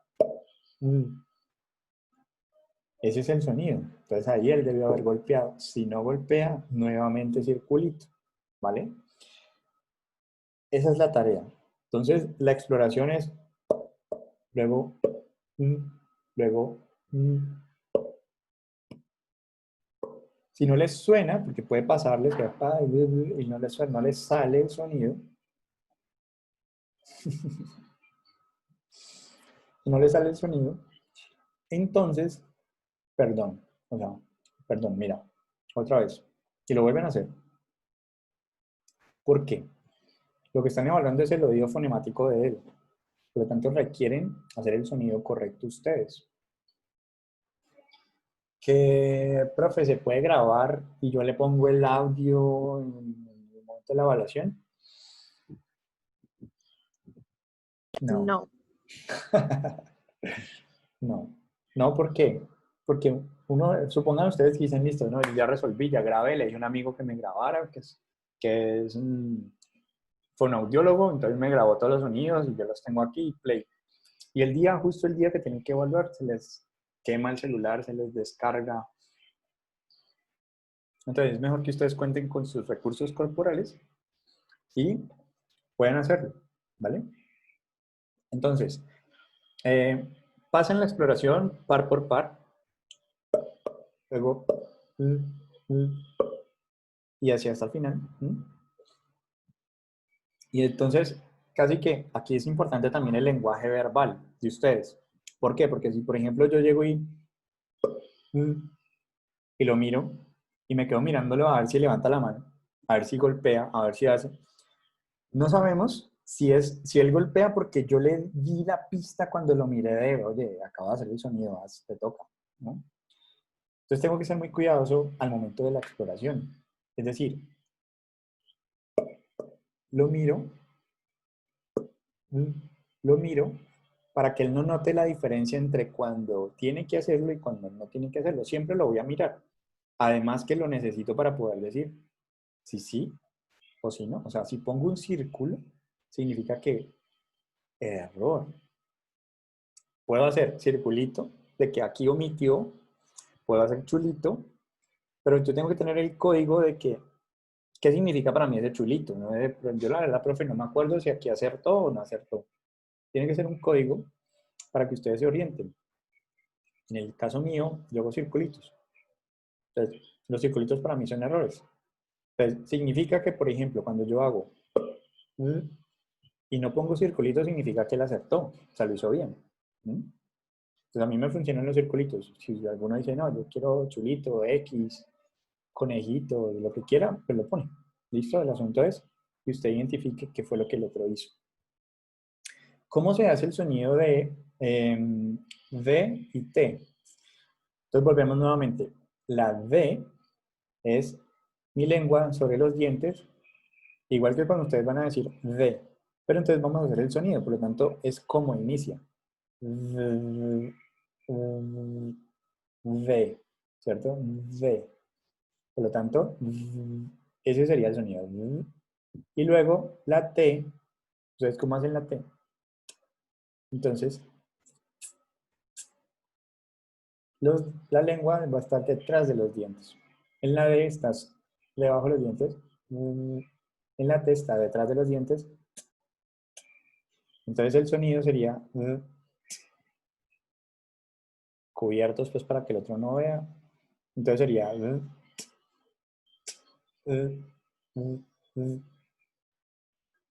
es divertido, ¿no?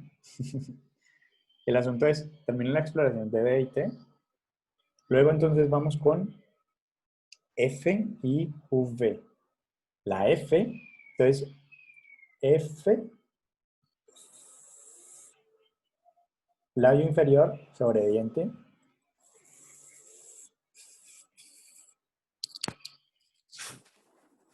Como cuando tenemos interferencia.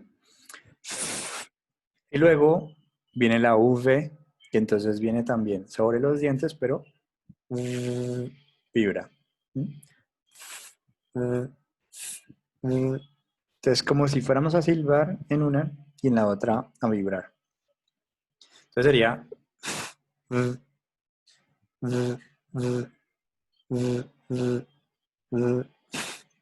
Sí, y vamos ahí, vamos ahí. Profe, Sí, Andrea, dime. y si la persona, o sea, no llega a identificar ninguno de los fonemas, es porque, pues, por ejemplo, a mí me hacen esa prueba, yo diría, pero pues no logro asociarlo con nada que yo Ajá. conozca. Entonces ahí, o sea, ¿cuál sería el problema o qué es lo que estaría fallando? Digamos, si estamos explorando oído fonemático, entonces indicaría, si no se puede procesar este sonido, nos estaría indicando entonces debilidad de este sonido. Porque muchas veces con la pregunta que tú haces también sucede, que tú, por ejemplo, le dices a la persona, yo te voy a decir unas palabras y tú las vas a repetir. Entonces digo, por ejemplo, duna, ¿vale? Pero él nunca ha escuchado duna, no es muy típico, ¿vale? Más frecuente es luna. Entonces dice, debía haber escuchado mal, debe decir yo luna, y la cambia por luna. Es algo similar. Nos está indicando también debilidad de la ruta fonológica, o sea, para el procesamiento de la información audioverbal. Por lo tanto, debilidad perceptivo, debilidad del oído fonemático. ¿Sí? Con eso, entonces, que hay que curarse uno en salud, que la aplicación de esta parte de la tarea, sí o sí hay que tener silencio. Sí o sí, o sea, digamos que dentro de las otras, pues hay que tener, o sea, tanto para palabras como sílabas, como para fonemas, pero más que nada en fonemas, porque como tú señalas, o sea, ¿quién te habla, quién te va a hablar así? O sea, ¿quién te va a decir, por ejemplo, a, por ejemplo, Andrea? Entonces, a, a. Pero realmente, así es como tú procesas la información audioverbal. O sea, tú dices Andrea y suena así, pero en el fondo lo que se está procesando son los sonidos. Entonces, a, y todo eso tú lo entregas. Y eso es lo que hace el oído fonemático. Entonces, una persona que en vez de escuchar a Andrea, escucha otra cosa, bien, hay debilidad de oído fonemático. Por lo tanto, vamos de lo simple a lo complejo. Vamos de palabras que tienen, si ustedes notan, punto y modo de articulación muy similar. O sea, día y tía, la única diferencia es la D. Por lo tanto, el punto y modo de articulación es muy cercano, pero se necesita hacer esa distinción, esa diferenciación. Entonces, una persona que no responde correctamente en esta parte de los sonidos del lenguaje, pues nos está indicando entonces debilidad de oído fonemático, ¿vale? Porque le cuesta reconocer esos sonidos, esos pares de sonidos que tienen punto y modo de articulación similar. O sea, suenan parecido, pero no son lo mismo. ¿Vale? ¿Claro? Verde, amarillo, rojo. Andrea. Sí, profe. Gracias. Vale. ¿Alguien más tiene preguntas acá? G y K es de las más difíciles. Pero desde mi punto de vista queda uno como más, un poco más cansado, pero es G sería casi que es muy gutural, como un gatico, ¿vale? Y K mucho más atrás, pero todo se hace aquí en la faringe. Entonces, por lo tanto, los pares de palabras, los pares de sílabas serían, de los pares de fonemas serían, fíjense hacer esto en ruido, sería imposible. Necesitamos absoluto eh, buen silencio y que ustedes también tengan un tono, porque a algunos les sale la G casi que imperceptible o la K imperceptible. Tiene que notarse la diferencia entre una y otra, hacerlas diferentes.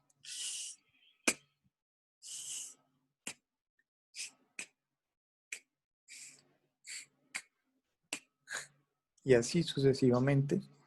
Es como llegamos a entender un poco por qué es tan importante oído fonemático en términos de cómo impacta en toda la modalidad audioverbal. O sea, el procesamiento de la información audioverbal está garantizado por este factor en particular. Que yo confunda una letra con otra, que confunda una palabra con otra, que las trastoque, que cree palabras, neologismos, nuevas palabras, y no me dé cuenta de que tengo una nueva palabra, pues me estoy hablando acerca de mi conciencia fonológica, ¿sí? De que no estoy notando que suena diferente. Lo percibo casi que idéntico, ¿vale? Lo veo igual. Entonces, asimismo, se vería para lo que es a nivel visual. El perceptivo analítico me permitiría procesar esos detalles para poder mirar esas diferencias que hay entre elementos visuales. El perceptivo global para poder entonces decir, bueno, si bien son dos figuras muy parecidas, las diferencias, cuando ustedes hacen tareas de encuentro las 5 diferencias, las 20 diferencias, etcétera, pues están relacionadas a eso, ¿no? Están relacionadas a que perceptivo analítico va es buscando esas diferencias, perceptivo global mantiene la constancia de la imagen. de que hay dos elementos iguales. Entonces vamos a contrastando. Perceptivo y oído fonemático, lo mismo. ¿Sí? Hasta aquí hemos hablado entonces de primer bloque funcional. Profe, ¿Sí? ¿me puede repetir el primer par, el de P y B, cómo se hace el sonido? Es que no lo diferencio. El primer par sería el de la P y la B grande, ¿cierto? Entonces sería Sí. P, sonaría y se haría como el burrito de Shrek, que hacía... Bueno, yo me vi una película de Shrek hace poco, entonces el burrito de Shrek mantiene haciendo su... Entonces, bilabial explosivo. Así que juntas tus labios y explotas. La P también es bilabial, pero es inclusiva. No es oclusiva, sino que inclusiva. Entonces, haces, es... Entonces la P y la B. Y para poderlo hacer, digamos que más fácil, a veces uno dice, bueno, yo voy a decir la P, pero me voy a quedar en el sonido. Entonces, P sería B. En una clase me tomaron una foto haciendo así, pero bueno, eso espero que ustedes sean más respetuosos. Entonces, uno tiene esos matices, ¿no? Entonces, y practicarlo es muy bueno. Decirle, bueno, a alguien que ya lo haya logrado, por ejemplo, vení, puedo hacértelo. O sea, mejor dicho, es necesario poderlo hacer bien. No sé si necesitan otros sonidos. Sí, ya. Luego, luego, y luego. Toma tiempo, sí, pero una vez que ustedes ya lo hayan dominado, mucho más fácil, digamos, de recuperar la información, como que ya lo tienen interiorizado. ¿Listo? Entonces, hasta aquí tenemos el oído fonemático con la aplicación. Entonces, la repetición de pares de palabras, igual, yo no puedo mostrarle cómo se pronuncia, ¿vale? Para que trabaje pura conciencia fonológica. Entonces, te voy a decir unas palabras, repítelas después de mí. Día, tía. Mono, moño. Pera, perra. Boca, poca. Pero, perro. Ahora, repetición de sílabas. Te voy a decir unas sílabas, repite después de mí. Va, pa, va. Aquí es importante que ustedes no cometan errores ahí. O sea, si ustedes dicen va, pa, pues él va a repetir lo que escuchó. Entonces es mejor que ustedes corrijan, perdón. Es va, pa, va. ¿Listo? Di, ti, di. Ne, ñe, ne. Fo, vo, fo. Una por segundo. No un espacio larguísimo entre una y otra. Una por segundo. Constante, constante. Con eso entonces teníamos el oído fonemático. Vamos a mirar también el de, pues ya que estamos en el perceptivo analítico que habíamos hablado hace un momento. Entonces, la copia de la casita, ¿vale? Esta copia de la casita es una copia que al final vamos a encontrar el estímulo, o sea, todos los estímulos aparecen grandes al final. Esta es la secuencia que hablaba ahorita la compañera, Alejandra. Entonces, la copia de la secuencia es de un factor que ahorita vamos a hablar. Y la clase se está acabando, chicos. A ver, me interesa que vamos lentico con esto, porque es una herramienta que ustedes muy seguramente pueden utilizar dentro de sus ejercicios de práctica, si lo necesitan hacer. O sea, es fácilmente, digamos, mostrarle a la persona por cámara el modelo y la otra persona desde el otro lado, pues hacer el ejercicio de aplicación. Seguramente por teletrabajo, digamos que se puede hacer como estas aplicaciones donde de pronto ir al laboratorio, acceder y sacar y prestar pruebas y demás, se hace un poco más difícil. Entonces, puede ser útil, digamos, esta utilización. Siempre pues citando a los autores del instrumento, a Quintanar y Solovieva, pero bueno, ¿el asunto cuál es? Esto lo ubicamos de manera horizontal, ¿bien? De manera horizontal. Es decir, que esto lo giraríamos y lo presentaríamos así a la persona y le diríamos que en una hoja de papel igualmente blanca, él tenga, o tamaño carta, realice este ejercicio. Que lo copie igual. No tiene que quedar bonito, sino lo más parecido posible, ¿vale? Que no le falte nada. ¿Puedo tomar el tiempo de realización, de ejecución? Sí. Pero lo importante es que una vez terminado, nos lo pueda mostrar, pero nosotros constatar si le hace falta algo. Si nosotros vemos que le hace falta algo, le podemos preguntar si le hace falta algo, para que con eso la persona nos lo pueda mirar y decir, bueno, no me falta nada, y constatamos entonces que no lo ve, o sea, no ve que le hace falta algo. Ejemplo, que le hace falta esta línea, supongamos. Que le hace falta la nube. Pues eso sería un caso pues extraordinario. Que le hace falta las dos líneas aquí abajo. Hace solo una línea. ¿Vale? Tiene que quedar idéntico, igualito. ¿Listo? Lo más parecido posible. ¿Listo? ¿Cuál es la recomendación? Pues ya que no podemos tener acceso al manuscrito, o sea, al texto que él acaba de dibujar. Pues tomarle fotografía, que lo pueda escanear lo mejor posible y que nos lo pueda enviar, o que cuando nos lo muestre nosotros hacer captura de pantalla. Y ahí entonces se nos empieza a complicar un poquito el asunto cuando tenemos instrumentos donde tenemos que medir. Medir, por ejemplo, el tamaño de la figura con el tamaño del modelo. En este caso, una macrografía implicaría que cuando nosotros lo constatamos, cuando nosotros lo ponemos ahí, vemos una casa mucho más grande que la casa de modelo, este tamaño original. Digamos que viéramos una cosa así, pues tendríamos una micrografía, pues que una cosa un poco mucho más grande, pues tendríamos una macrografía. Entonces, ¿qué es lo importante con este? Que no falte ningún elemento gráfico. Otro elemento también interesante, que por eso el perceptivo analítico tiene que ver con el lenguaje, ¿bien? Es esta tarea.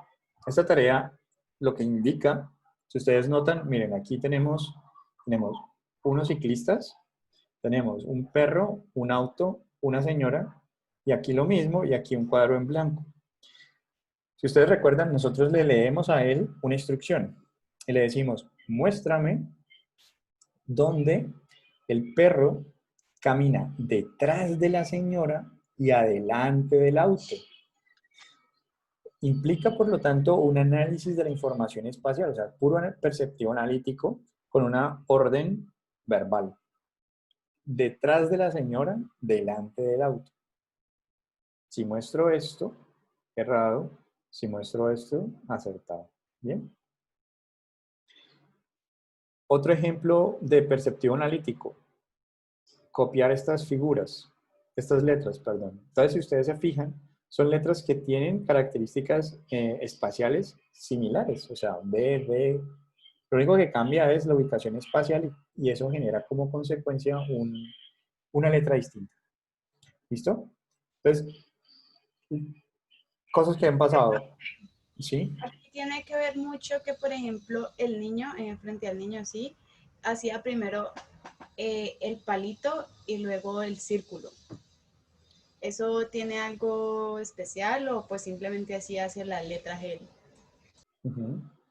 Sí, no, digamos que en términos del proceso, nosotros nos fijamos en el proceso y eso está muy bien que nosotros lo miremos, porque muchas veces nos ayuda a entender por qué es el resultado que tenemos.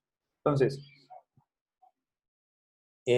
lo importante en este momento es si termina siendo la letra que estábamos esperando, o sea, si termina siendo, estaba copiando la B y terminó haciendo la B, a diferencia de la E, y así sucesivamente, ¿sí? pero entonces sería la forma de hacerlo. Nosotros, si notamos que hay dificultades, por ejemplo, primero el palito y luego la bolita, ¿sí? Que es como el procedimiento que sigue el niño. Si nosotros vamos a tratar de cambiar la ruta, porque estamos notando que hay errores en ese tipo de procesamiento de información, que de pronto sea mucho más beneficioso entonces hacer primero la bolita y luego vamos a identificar el lugar donde vamos a hacer el palito. Podríamos entonces jugar con colores.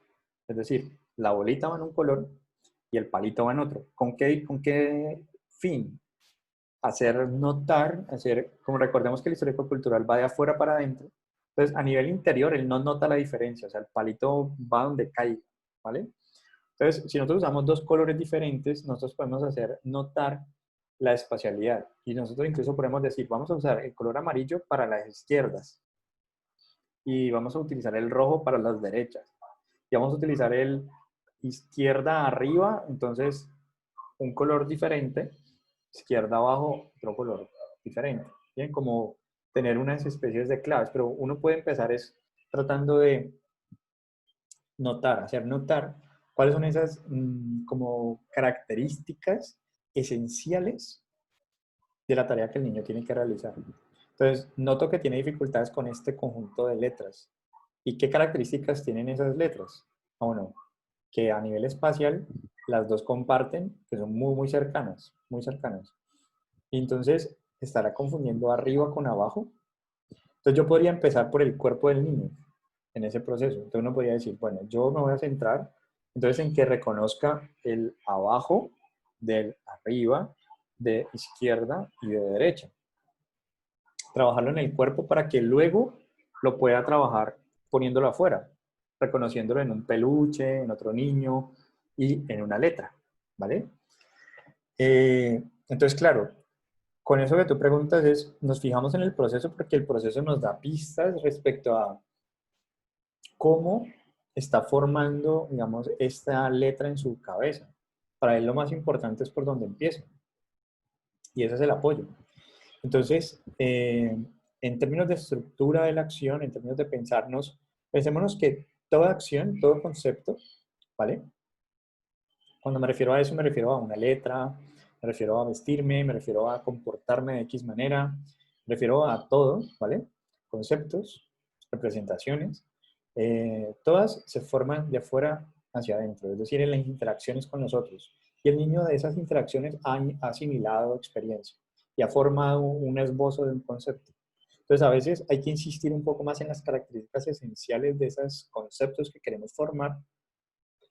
Por ejemplo, sexualidad. En el caso de Tatiana ahora, sexualidad. La sexualidad no es la misma sexualidad que ella mira que la que tiene ese sujeto, que ha construido ese sujeto. Y como ella, digamos, hipotetiza, de pronto en la construcción de cómo surge el amor, cómo se tiene que expresar el amor, pues tiene una distorsión de cómo se debe construir ese amor. Entonces, lo más importante es tener clara la representación de ese concepto para entonces entender qué ajustes hay que hacer de ese concepto, qué características hay que precisar. En términos simples y sencillos sería, si el concepto de mujer no está muy claro, está muy desdibujado, no hay como unas características esenciales, entonces vamos a insistir en participar, rodearnos de esos conceptos, o vamos a tocar esos conceptos, vamos a tener más experiencia con esos conceptos. Para entonces mirar, y nosotros que somos los expertos, los adultos que ya tenemos ese concepto formado, decirle, mira, fíjate en los aretes que tiene, fíjate que tú no consideraste que las mujeres tenían aretes, que además tenían otros elementos que podamos nosotros notar y que podamos hacerle notar para que enriquezca mucho más el concepto. Entonces pueda hacer como ese clic, como esa gestalt de poder decir, ok, ya tengo una clara diferenciación del concepto mujer a diferencia de otros conceptos en mi mente y lo que tiene que ver con expresión de afectos, expresión de los límites. Entonces, muchas veces, perceptivo analítico, ¿vale? Tiene que ver con notar esos límites. Y esos límites muchas veces existen en el lenguaje. O sea, el papá que dice, estoy en clase, ¿no? límite, desde el lenguaje, tiene que acompañarse de acción. O sea, si yo digo, bájate de ahí, implica que yo lo agarre y lo baje de ahí para que cuando una siguiente vez yo le diga, bájate de ahí, él entienda el acto de bajarse de ahí. Pero si yo lo hablo en abstracto, el lenguaje es muy abstracto, muy representacional, entonces necesitamos acompañar muchas veces de acciones puntuales. Entonces muchas veces los niños se les dan informaciones verbales, pero que no se acompañan de actos. Por eso muchas veces dicen que el acto es como el ejemplo, ¿no? Como que el niño se mueve más por lo que tú haces que por lo que le dices. Entonces, como si fuera una especie de réplica. Si nosotros miramos eso así, entonces podemos entender que cada escuela o cada salón de clases tiene su cultura, ¿sí? O sea, tiene sus propias prácticas, sus propios ejemplos, ¿vale? O sea, los niños hacen así en este salón y la profe hace de esta forma en este salón y en la casa, pues también. Entonces, uno de los aspectos como claves y centrales es también nosotros reconocer cuáles son esas diferentes como culturas de las que provienen los sujetos, ¿sí? Porque eso es lo que traen, eso es lo que representan. Con base en eso operan y toman decisiones. Entonces, uno de los primeros momentos, digamos, en cualquier proceso de trabajo con padres, con profes, etcétera, implica hacer explícitas sus representaciones. O sea, si yo voy a trabajar con profesores sobre sexualidad, necesito saber cuáles son sus representaciones sobre sexualidad. ¿La ven como un tabú? ¿Vale? Necesito entender un poco mejor su representación para entonces saber qué es lo que tengo yo que, desde el exterior, hacer énfasis. Como que, mira, no has notado, o sea, tenés una distorsión en esa representación, te hace falta este apartado. Hemos entonces avanzado hasta el perceptivo analítico. No, creo que el tiempo no nos va a dar para más. Tenemos los números, tenemos las letras, siempre horizontal y se copian, no es de memoria, solo es copiar, registrar. Vamos a ver el perceptivo analítico y perceptivo global, cómo están funcionando. Y entonces utilizamos estos. Para la siguiente encuentro que nos veamos, vamos a hablar entonces del cinético, sinestésico, regulación y control, y factores de memoria, tanto audioverbales como visuales. ¿Vale? Igual, si tienen inquietudes, dudas, etcétera, en cualquier momento nos pueden sacar. La clase yo la estoy grabando para los que no pudieron estar, entonces la subo, se las envío y estamos entonces en contacto con relación a poder terminar este proceso, digamos, de factores y su correspondiente evaluación. Como para que nosotros cuando pensemos en casos, hiperactividad, qué factores pueden estar implicados, cuando pensemos en dislexias, qué factores pueden estar, y no estemos como tan perdidos ahí, ¿vale? Porque vamos a hablar, como ustedes mencionaban, de los problemas de aprendizaje, la pregunta transversal de Sebastián de cuándo se tiene que utilizar el discurso de la educación en este escenario. Entonces, para sintetizar, en este aspecto el discurso educativo tiene que ver entonces con qué tengo que hacer yo desde el exterior para formar el concepto, para notar entonces qué es lo que hace falta fortalecer. Y esa falta de fortaleza va a estar explicada en la debilidad de algún factor. Entonces, ¿qué debilidades encuentro? Son debilidades en factores. ¿Qué factores tengo fuertes? Para entonces yo desde el afuera empezar a formar, fortalecer, entrenar, ¿vale? Los factores fuertes para que sean más fuertes y compensen los factores débiles. En esencia, eso sería el discurso educativo de lo que hablaríamos, de lo que haríamos. ¿Listo? Entonces se construye con base en un diagnóstico de características de factores neuropsicológicos, cómo están funcionando. Y a partir de ahí, trabajamos. ¿Vale? Ese era el objetivo, digamos, de hoy. Lo que más pudiéramos de factores que nos